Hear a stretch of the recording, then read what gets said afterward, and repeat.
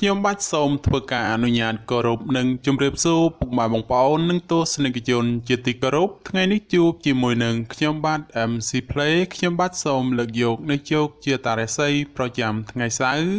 ថាតើនៅក្នុងថ្ងៃនេះដួងរាសីរបស់ពុកម៉ែបងប្អូនប្រែប្រួលផ្លាស់ប្ដូរទៅជាយ៉ាងដូចម្តេចនោះដើម្បីកុំឲ្យខាតពេលវេលាសូមអញ្ជើញរីករាយសន្តាប់ជាមួយនឹងខ្ញុំបាទដូចតទៅសម្រាប់អស់លោកអ្នកដែលកើតឆ្នាំជូតកណ្ដុរមាសអូបរ៉ាចិញ្ចឹមនាំលៀបនាំជ័យនាំសុភមង្គលប្រាថ្នាអ្វីបានសម្រេចហើយអនាគតខ្លាយជាអ្នកមានស្ដុកស្ដំម៉ោងនាំលៀបសំណាងគឺម៉ោង4ព្រឹកដល់ម៉ោង6ល្ងាចពណ៌នាំលៀបសំណាងគឺពណ៌ខ្មៅនិងពណ៌សលេខនាំលៀបសំណាងគឺលេខ32និងលេខ78សូមខមមិនលេខ799យកលៀបសម្បត្តិទេវតាទ្រព្យមានបារមីស័ក្តិសិទ្ធិណាស់ចេញភ្លាមទំនេរទាឆត់បំផុតសម្រាប់អស់លោកអ្នកដែលកើតឆ្នាំជូតនៅថ្ងៃនេះបើលោកអ្នកធ្វើអ្វីកុំរងចាំយូរពេកពីព្រោះថាផលជាផ្លែផ្កាតែងតែហុចមកវិញជានិច្ច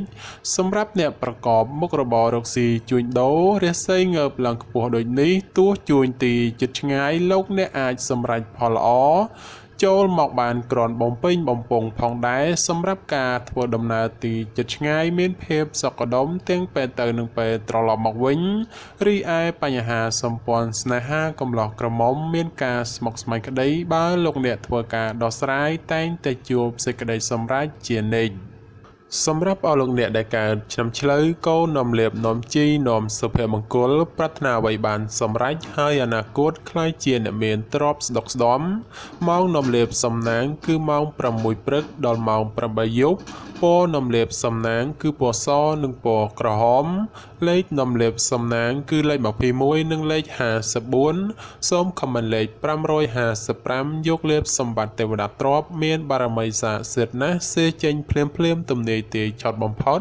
និងមានសំណាងល្អប្រទានសម្បត្តិមហាសិទ្ធិមានលៀបមានជ័យមានលុយចូលហោហៀចំពោះឆ្នាំឆ្លូវនៅថ្ងៃនេះយីអូនរបស់អស់លោកអ្នកមិនគប់ប្រសាទេចូលមានការប្រយ័ត្នប្រយែងអារម្មណ៍មួម៉ៅក្តៅក្រហាយមិនដឹងមុខក្រោយនាំឲ្យកើតរឿងតូចคล้ายជារឿងធំ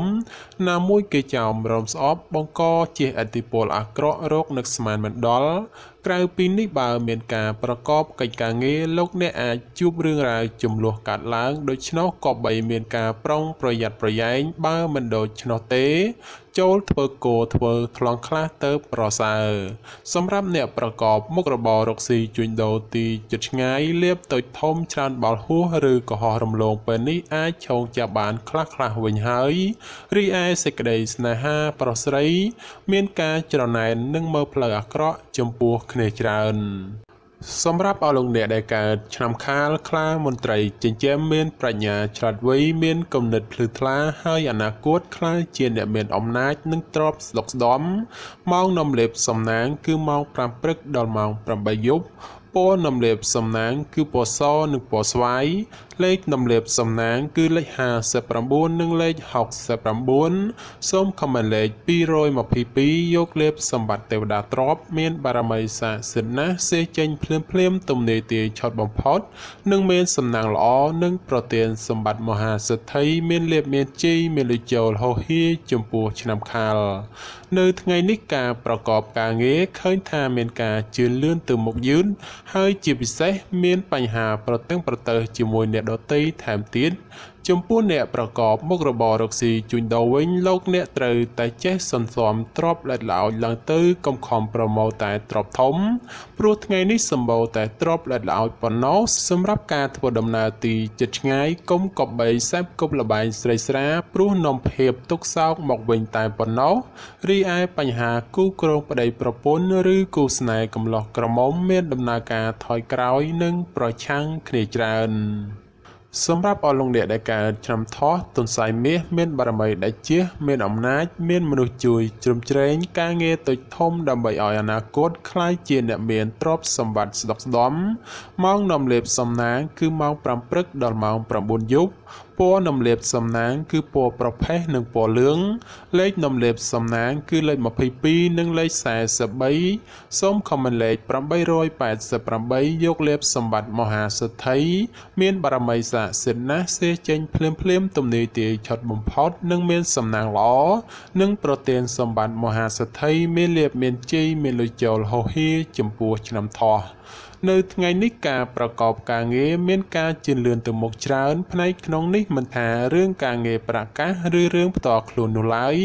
សម្រាប់អ្នកប្រកបមុខរបររកស៊ីជួញដូរវិញមានភាពរលូនល្អទៅមុខនិងការរកប្រាក់កម្រៃទៀតសោតក៏ក្រាន់បើជាងមុនផងសម្រាប់ការធ្វើដំណើរទីជិតឆ្ងាយមានភាពសុខដុមទាំងពេលទៅនិងពេលត្រឡប់មកវិញរីឯបញ្ហាស្នេហាកំឡោះក្រមុំឬមេម៉ាយពោះម៉ាយក្តីជួបរឿងការយល់ខុសនិងភាពប្រចែកប្រច័ណ្ឌកំពុងចូលលោកលុយច្រើនដូចនេះត្រូវកាត់បន្ថយការបង្កចំនួនវិវាទចេញពីខ្លួនខ្លះទៅប្រសើរសម្រាប់អស់លោកអ្នកដែលកើតឆ្នាំរោងពោះអ្នកក្រេតមន្ត្រីចិញ្ចឹមធ្វើកិច្ចការងារអ្វីមួយតែងតែមានគំនិតជ្រះថ្លាប្រាថ្នាអ្វីបានសម្រេចធ្វើការតូចធំតែងតែមានអ្នកគ្រប់គ្រងទំនុកបំរុងសពគ្រប់បែបយ៉ាងម៉ោងនំលាបសំណាងគឺម៉ោង7ព្រឹកដល់ម៉ោង8យប់ពណ៌នំលាបសំណាងគឺពណ៌សនិងពណ៌ក្រហមលេខនំលាបសំណាងគឺលេខ46និងលេខ98សូមខមមិនលេខ168យកលេបសម្បត្តិអុកញ៉ាមានបារមីស័ក្តិសិទ្ធិណាស់សៀចេញភ្លាមទំនាយទាយឆត់បំផុតនិងមានសំណាងល្អនិងប្រទានសម្បត្តិមហាសិទ្ធិមានលាភមានជ័យមានលុយចូលហោហៀចំពោះឆ្នាំរោងក្នុងថ្ងៃនេះមានជោគមានសេរីហើយបើទោះបីធ្វើអ្វីក៏ដោយតែងតែមានការរីកលូតលាស់និងមានជោគមានជ័យគួរសមសម្រាប់អ្នកប្រកបមុខរបររកស៊ីជួញដូរមានការប្រជែងគ្នាច្រើននិងជាពិសេសមានការប្រទាំងប្រទើសជាមួយអ្នកមានមុខរបរដូចគ្នាហេតុនេះក៏បីធ្វើចិត្តឲ្យទូលាយទៅគ្មានរឿងរ៉ាវចម្រូងចម្រាសកើតឡើងសម្រាប់ការធ្វើដំណើរទីជិតឆ្ងាយជួបភាពសុខដុមទាំងពេលទៅនិងពេលត្រឡប់មកវិញ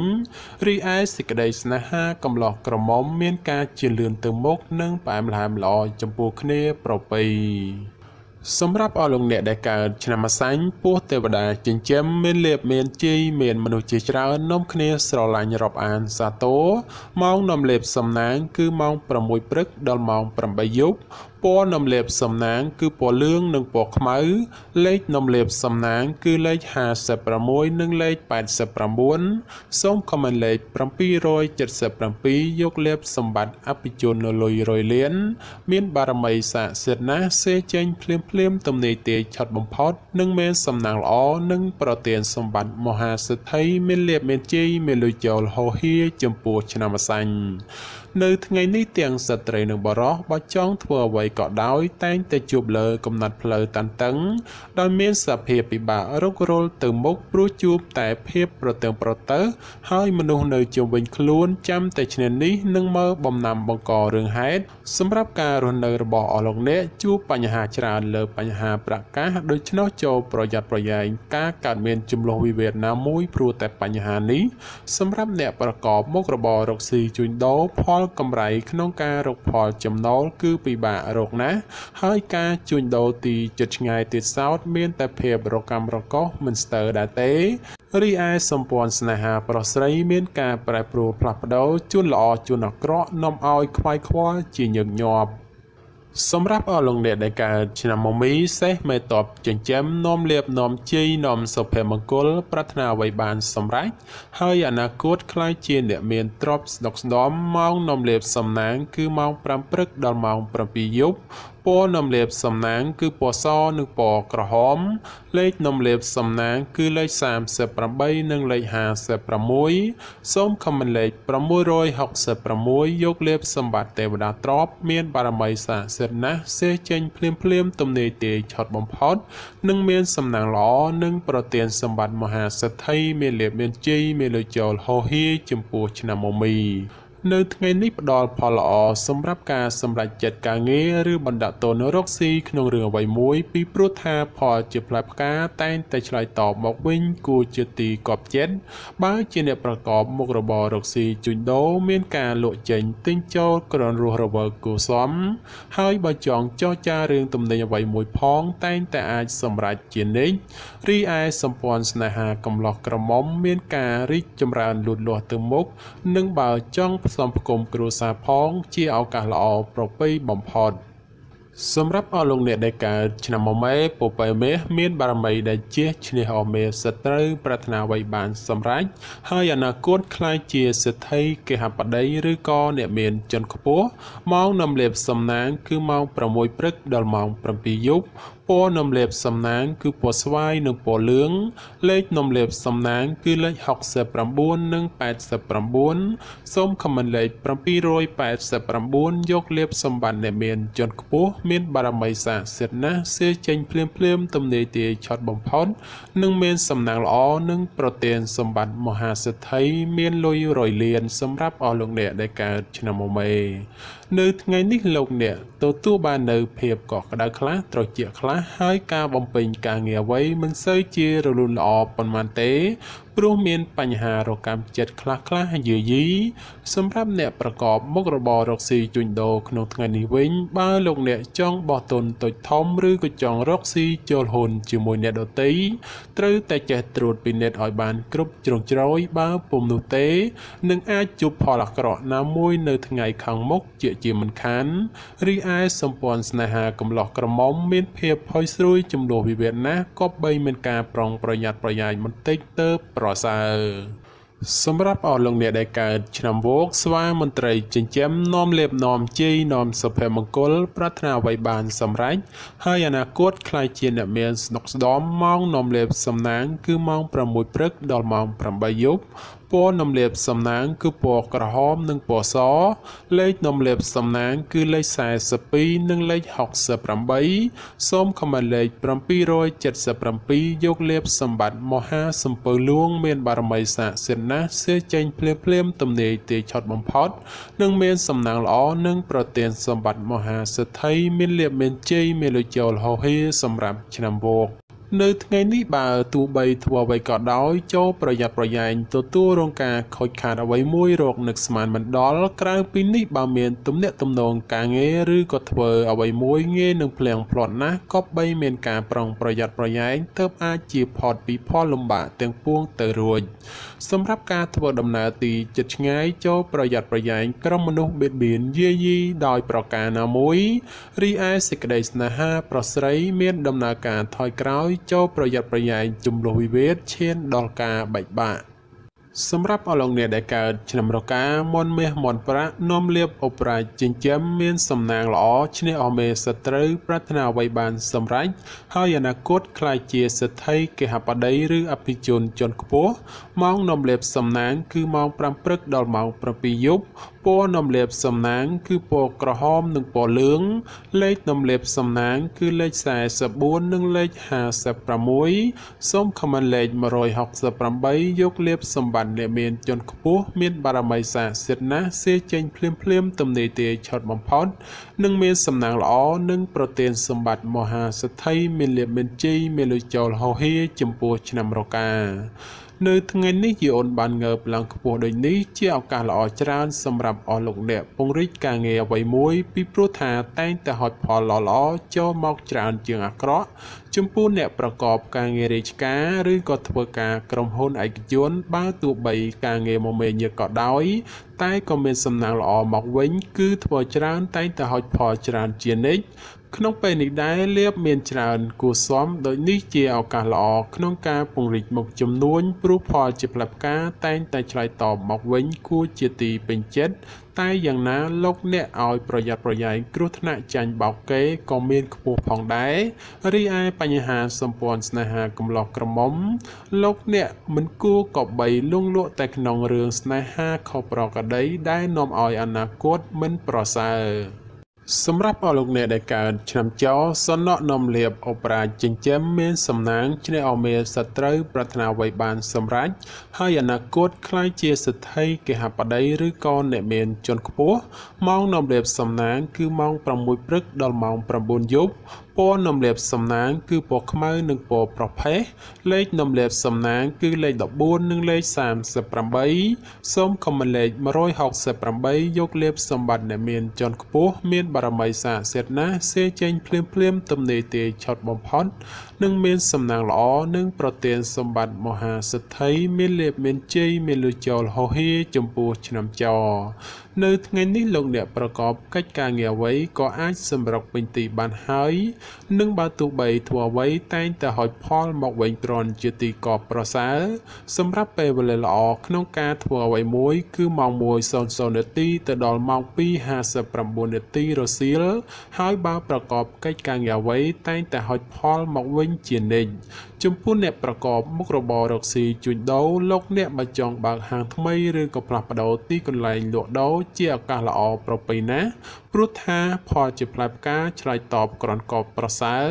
សម្រាប់ការធ្វើដំណើរទីជិតឆ្ងាយមានភាពសុខដុមទាំងពេលទៅនិងពេលត្រឡប់មកវិញរីឯសេចក្តីស្នេហាកំឡោះក្រមុំឬមេម៉ាយពោះម៉ាយក្តីបើមានរៀបអាពាហ៍ពិពាហ៍ឬចូលស្តីដណ្ដឹងតែងតែសម្រេចដោយគប់បំណង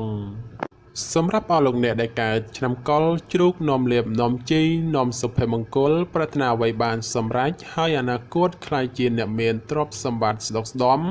ម៉ោងនាំលៀបសំណាងគឺម៉ោង5ព្រឹកដល់ម៉ោង8ល្ងាចពណ៌នំលៀបសំណាងគឺពណ៌សនិងពណ៌លឿង